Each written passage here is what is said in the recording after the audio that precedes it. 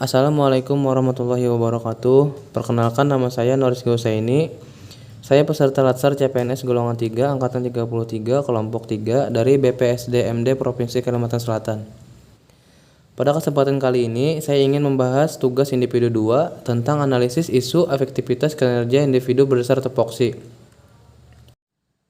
3 isu yang sedang berkembang di Dinas Pekerjaan Umum dan Tata Ruang bidang Bina Marga Kabupaten Hulu Sungai Selatan. Yang pertama, banyaknya aduan masyarakat terkait kerusakan jalan. Yang kedua, kurang optimalnya pengendalian mutu bahan material agregat dan pengarsipan berkas pengendalian mutu agregat pekerjaan jalan. Yang ketiga, keterbatasan SDM atau sumber daya manusia, penunjang pengawasan dan pengendalian mutu agregat pekerjaan.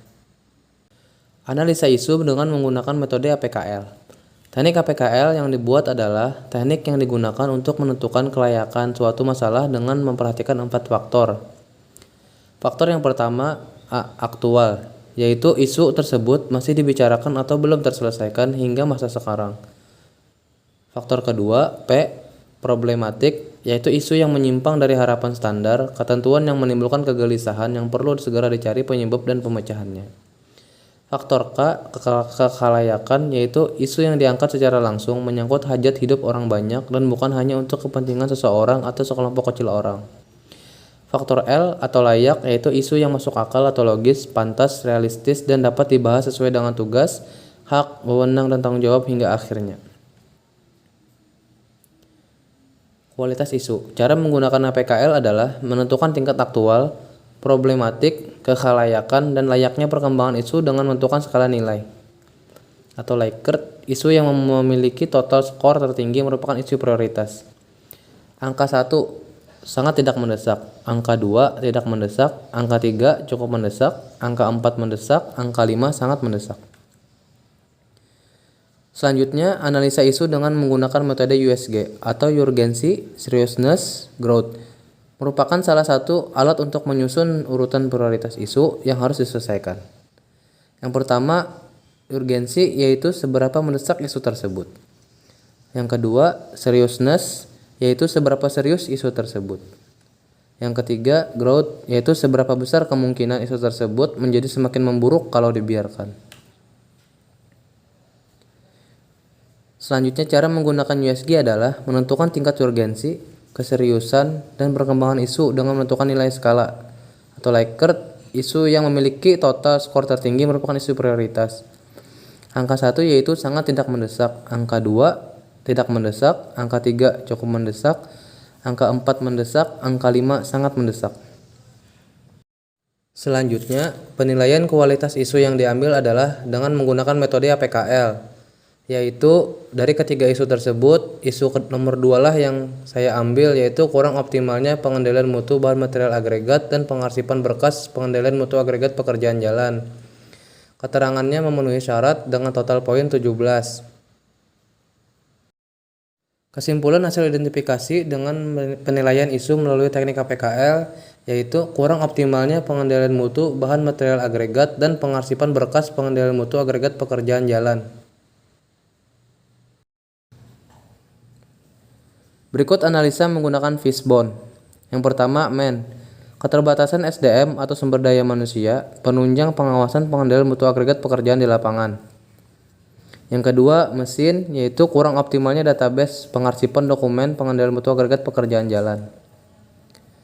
Yang ketiga, metode, pelaksanaan pengendalian mutu agregat masih belum optimal dan pengarsipan dokumen pengendalian mutu belum terdigitalisasi untuk memudahkan pencarian dokumen saat dibutuhkan.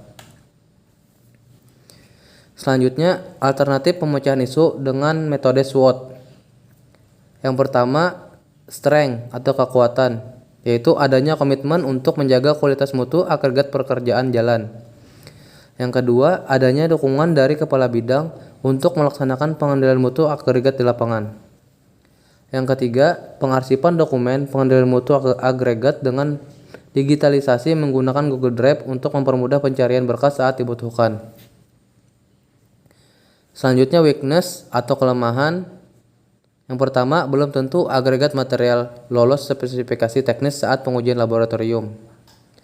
Yang kedua, terbatasnya ketersediaan stok material agregat yang bagus dan lolos spesifikasi teknis. Yang ketiga, keterbatasan alat penunjang pekerjaan di lapangan.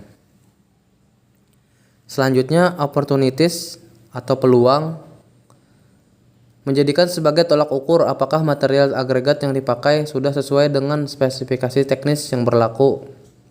Yang kedua, mengoptimalkan kualitas hasil pekerjaan jalan ke depannya. Yang ketiga, mempermudah pengarsipan dokumen hasil pengujian laboratorium. Threat atau ancaman. Yang pertama, penggunaan agregat di lapangan berbeda dengan material yang diuji di laboratorium.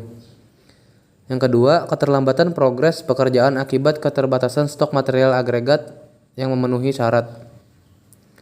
Yang ketiga, manipulasi data hasil pengujian material agregat laboratorium. Selanjutnya, rekomendasi alternatif pemecahan isu. Alternatif penyelesaian. Melaksanakan penggunaan pengendalian mutu di lapangan dan digitalisasi pengarsipan dokumen pengendalian mutu menggunakan Google Drive.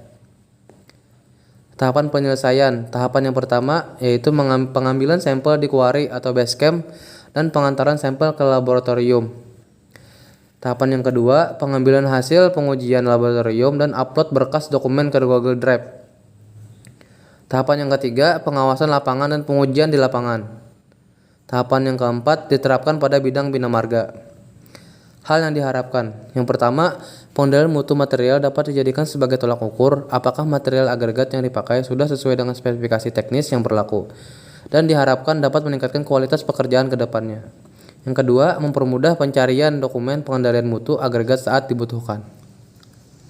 Pihak yang terkait, Dinas PUTR bidang bina marga, pihak pelaksana pekerjaan jalan atau kontraktor, pihak pelaksanaan pekerjaan atau konsultan, pihak pengawas pekerjaan atau konsultan, laboratorium lembaga independen. Sekian dan terima kasih. Mohon maaf apabila ada kesalahan kata dalam penyampaian. Wabillahi taufiq wal hidayah. Wassalamualaikum warahmatullahi wabarakatuh.